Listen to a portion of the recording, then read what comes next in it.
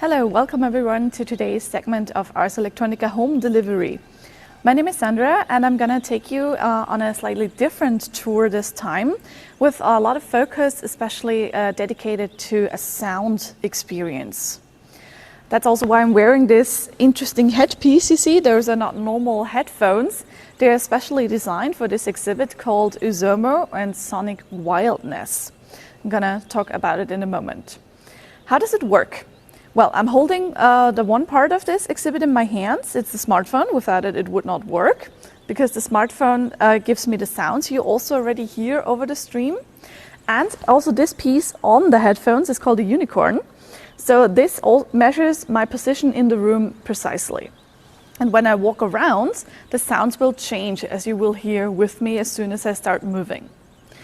I already stepped on one particular point in this exhibit. It's a special marker you see here at my feet. So whenever you see a circle like this, you know, this is part of this Sonic Wildness exhibit, and we're going to hear and experience different sounds throughout.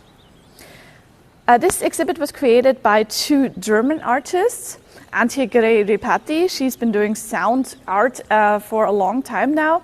And the visual designs, as you will see in the later part, were designed by Mark Oswald, another German artist focused on the visualization of various projects of also sound installations. The first time we had this exhibit here at Ars Electronica was for the 2016 festival, Radical Atoms, and it was a huge success back then. And now we've decided to implement it in our new main exhibit. And you can look at the different exhibits we have here in this part, Global Shift. And with the help of the sound installation Sonic Wildness, we can put on another layer of this exhibit for you. And you can already hear the first part. You hear birds chirping. This is connected with the exhibit behind me called Remains. So we are transported not just visually into a stunning artificial forest, but also with our hearing, we hear the sounds of the forest, and it helps us delve even deeper into the exhibit. And as promised, I will start moving around now and move to a different highlight, a different spot. And as I move around, the sound changes. So we hear branches cracking. We're still in the forest, but maybe a different part of the forest. And there are many different spots you can discover here in this exhibit. And I'm not going to cover all of them because I don't want to spoil the whole sound experience, the whole surprise. But we're going to continue to the main part now.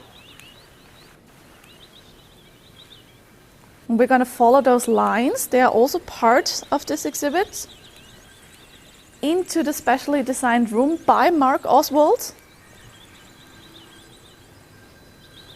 So the sound is drawing us in here into this first part.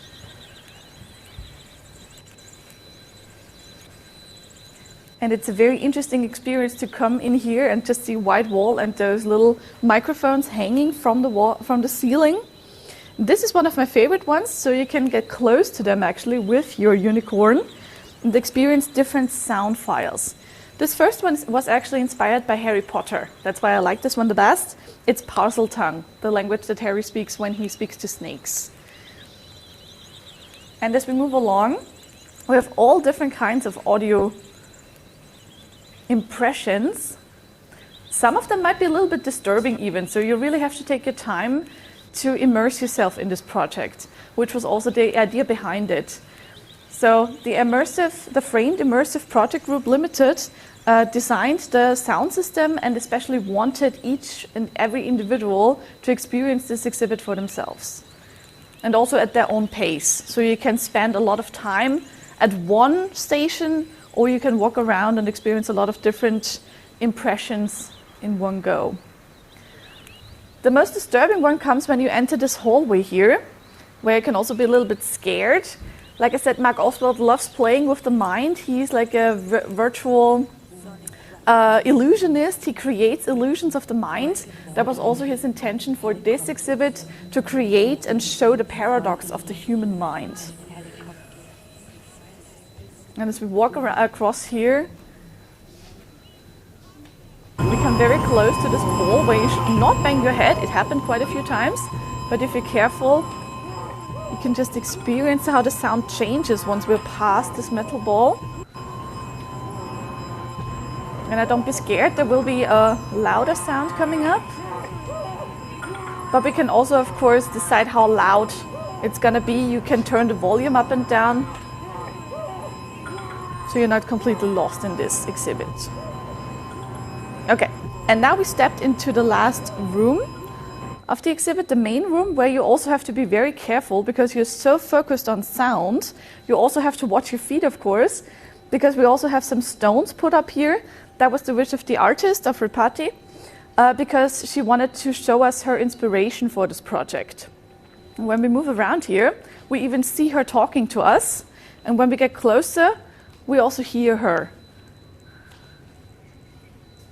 So she starts talking about what inspired her to create this network of sounds. She was actually inspired by mushrooms. She calls this mycelium, or the lower level, the network of roots between the mushrooms and the world, the largest bioorganism in the world. And she was inspired to create this because everything is connected on many different levels also in our society, and she wanted to visualize this with sound and the visuals you see here in this room. And if you walk around in this room a little bit more, you will even discover a secret, which I will not show you today because maybe when you come by at our house, you can find it for yourself. It's very tiny, it's special, and it's a nice surprise. So yeah, that's it for the exhibit. I hope you can come by anytime soon, hopefully, and experience it for yourself. And because it's just such a unique experience to not just see what the artist wants you to see, but experience each sound file for yourself and create your very own way through it. Yeah, that's it for today. Thank you for listening in, especially today, and see you soon. Have a nice afternoon. Goodbye.